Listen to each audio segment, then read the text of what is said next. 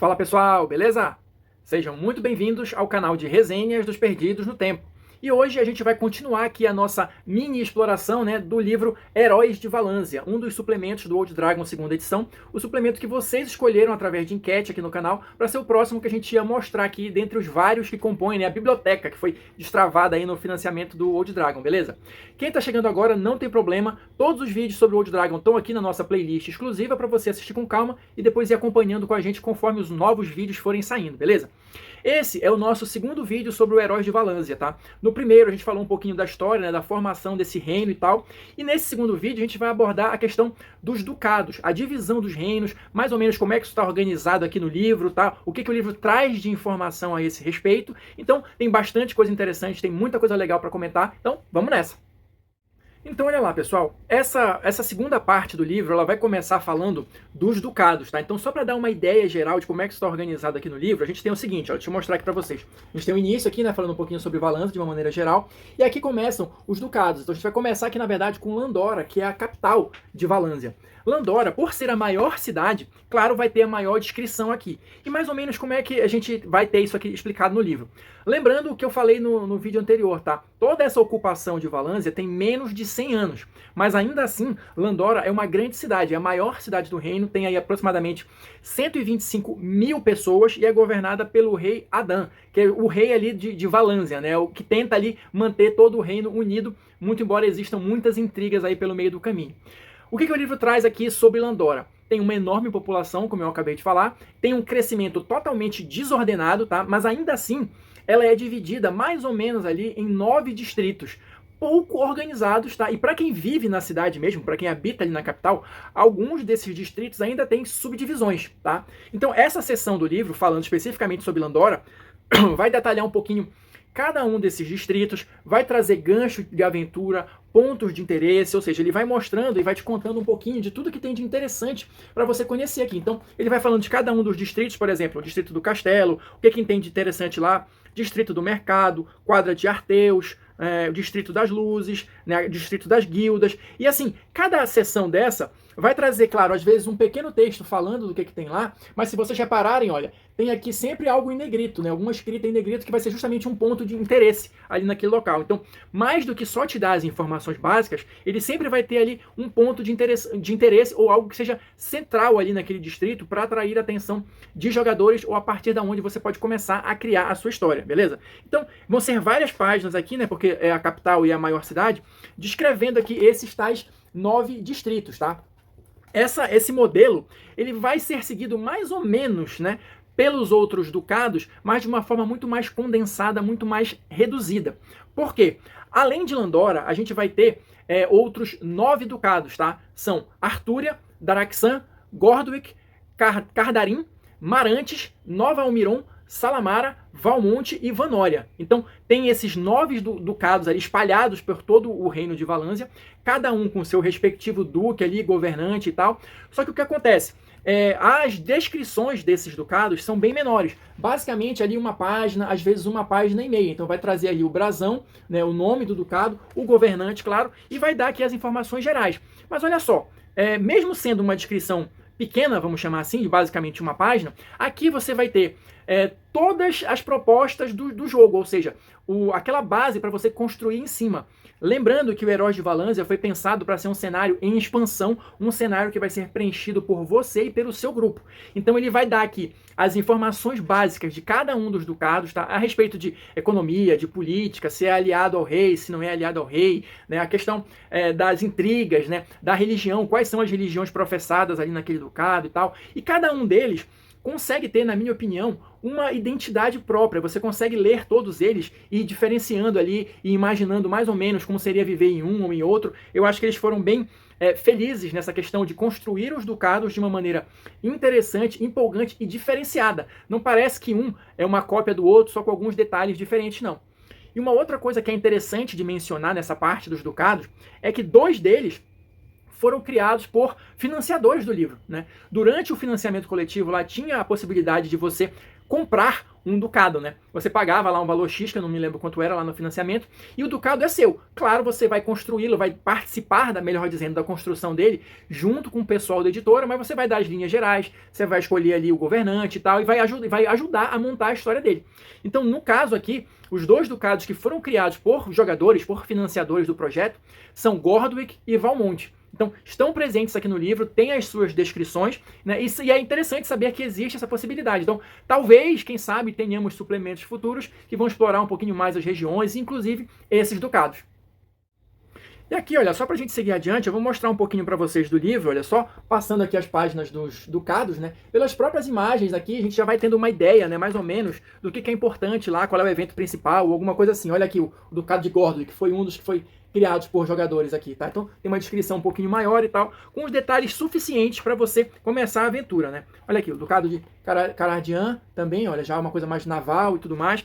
Ah, uma coisa que é interessante, que eu já ia esquecendo de mencionar, só para vocês terem uma ideia da disparidade, né, de tamanho entre os ducados e Landora. Landora, como eu disse, tem 125 mil habitantes, e os ducados todos vão variar ali em torno de 11 a 18 mil, ou seja, eles são muito menores em termos populacionais do que a capital, muito menores mesmo. Olha só, Marantes aqui. Então, as próximas páginas, elas vão trazer justamente essas descrições de todos os ducados, tá? E como eu disse, cada um deles consegue ter a sua personalidade própria, consegue ser visualmente interessante, consegue trazer gancho de aventura. Aliás, gancho de aventura, de verdade, é uma coisa que não falta aqui no livro, tá? Cada página que você vira, às vezes tem vários, né? Então já vai, de fato, fazendo a sua imaginação fervilhar, tentando criar histórias ou situações para que você coloque as informações que você está vendo aqui no livro e apresente ela para os seus jogadores. Passada essa parte da descrição de cada um dos ducados, o livro vai começar uma outra sessão falando aqui, olha, sobre as vilas dos homens, tá? Então a gente falou aqui dos ducados, né, de uma maneira mais macro, agora a gente vai descer um pouquinho para a questão das vilas. Como é que o continente, né, como é que Valânsia está organizado em relação a isso? O livro traz para a gente as seguintes informações. Existem aproximadamente 20 vilas no reino todo, tá? Lembra que ele não é um reino muito extenso, mas assim, vilas de tamanho considerável, vamos colocar assim. Claro que você pode ter assentamentos, vilas menores, alguma coisa nesse sentido, tá? Mas para a gente ter um padrão aqui, o livro coloca que existem cerca de 20 vilas de tamanho considerável espalhadas por todo o reino. Aqui nessa seção, ele vai descrever 9 dessas vilas, tá? E de novo, ele vai trazer informações básicas, mas suficientes para você entender, né, como é que funciona aquela vila, o que é importante nela, como é que ela é fisicamente. Vai trazer, claro, muitos ganchos de aventura, tá? E eu vou destacar só 2 dessas vilas que eu achei mais interessante de mencionar aqui para vocês. A primeira delas é a Pedra do Corvo. O que ela tem de interessante aqui, essa vila? Ela fica no sopé de uma cadeia de montanhas, que é conhecida como as montanhas de, eu não sei pronunciar isso, Shagig, uma coisa assim, que é um poderoso Lich que habita essas montanhas, que recebem o nome dele também, montanhas de Shagig, ou algo assim, que na verdade, se você prestar atenção, é Gygax, ao contrário. Então eles fizeram aqui uma homenagem, criando um Lich super poderoso aqui, que ninguém sabe se está vivo ou morto-vivo, enfim, se ainda está em atividade, né? Mas é um dos personagens famosos do cenário, e essa homenagem, né, ao Gary Gygax, um dos criadores do D&D. Então, acho interessante mencionar isso aqui. E a outra vila que eles dão um maior destaque aqui no livro é a chamada Vila do Forte, tá? Que se desenvolveu nas proximidades ali do Forte das Terras Marginais, né, que também tem um suplemento específico aqui, uma campanha, vamos dizer assim, né, que explora a região ali, e eu já comentei aqui no canal. Então aqui neste livro do Heróis de Valânsia, eles vão falar um pouquinho dessa Vila do Forte. Inclusive, no final do livro vai ter uma descrição mais completa dela, com mapa, com tudo, que não tem, uma descrição que não existe no suplemento, tá, do Forte das Terras Marginais. Então se você quiser mais detalhes, né, inclusive, olha, com um mapinha aqui da Vila do Forte e tal, essa descrição vai estar no Heróis de Valânsia, beleza? Para a gente avançar mais um pouco aqui no livro, quem está ligado no movimento, quem lembra, né, do vídeo anterior que eu falei um pouquinho da história, eu disse que não só de humanos, né, vive Valânsia. Existem também aqui os elfos, os anões, os gnomos e os halflings. Então, cadê essa galera, né? Porque até agora eu falei de todos os ducados humanos. Claro, existem ali elfos, anões, halflings, gnomos vivendo ali espalhados, né, no meio desses ducados todos, convivendo com a população dos humanos. Mas existem territórios específicos para essa galera, tá? Nós temos aqui, olha, o Protetorado das Três Irmãs, que na verdade vai ser a área, né, sob controle dos Halflings e dos Gnomos. Na verdade, ele é um protetorado, e o que isso significa? Ele tem uma certa autonomia peronomútil. Por quê? Eles podem fazer as próprias leis deles e tal, podem recolher impostos, possuem uma proteção direta da coroa, tem o assento, né, garantido no conselho lá dos duques, que auxilia, né, o rei a tomar as suas decisões, e devem lealdade, né, ao rei Adán, que é o atual regente aí de Valânsia. Então,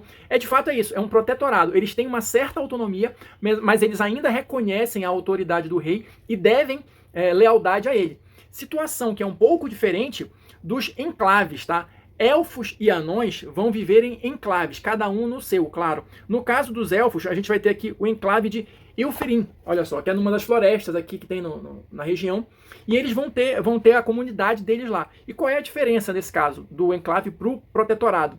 No enclave, eles não devem obediência direta ao rei. Eles são completamente autônomos, tá? É como se fosse, de fato, um pedaço ali de um outro país encravado dentro, né, do reino de Valânsia. Só que, claro, muito embora eles não devam lealdade direta ao rei, não precisem obedecer diretamente às ordens, às leis do rei, a não ser que eles estejam, claro, no território de Valânsia, eles são aliados de primeira ordem. Ou seja, aquela aliança que eu comentei no primeiro vídeo lá, forjada lá nas Terras Arruinadas para garantir a sobrevivência de todo mundo, em tese, em princípio, ainda está valendo em Valânsia, tá? Porque é a mesma situação do enclave dos anões, o chamado Steinhus, a nação sob a montanha. Vai ser o mesmo jeito. Eles não têm obediência direta ao rei, mas são aliados de primeira ordem. Tem comércio, tem tudo ali. Existe uma movimentação entre esses enclaves e os ducados, existe um comércio vibrante entre eles, tá? Mas não existe aquela lealdade direta. E claro, os anões, aquela coisa bem clássica, como vocês já podem imaginar, eles estão construindo, na verdade, eles têm um reino em expansão sob a montanha. Eles estão ali naquele processo, né? Lembrando que a ocupação de elfos, anões e humanos tem cerca aí de 90 anos, então eles estão num processo de construção dos grandes salões de Steinhus. Seguindo adiante, depois de termos passado por todas essas áreas aí de ducados, né, protetorados, enclaves, vilas e etc., o livro começa uma seção bem extensa, onde ele vai abordar outras áreas de interesse. Tá? O que ele vai ter aqui? Ele vai falar um pouquinho sobre as terras marginais, sobre o Planalto dos Ermos, que são aquelas regiões inexploradas, né, o verde no mapa que eu mostrei, né, no início do vídeo, e vai ter também questões de pontos de interesse, como eu falei, áreas específicas dentro do mapa, e vai estar dividido aqui tudo em seções. Então, por exemplo, florestas e bosques, quais são as principais florestas, o que tem de interessante nelas, pontos de interesse, quais são os tipos de monstros que habitam.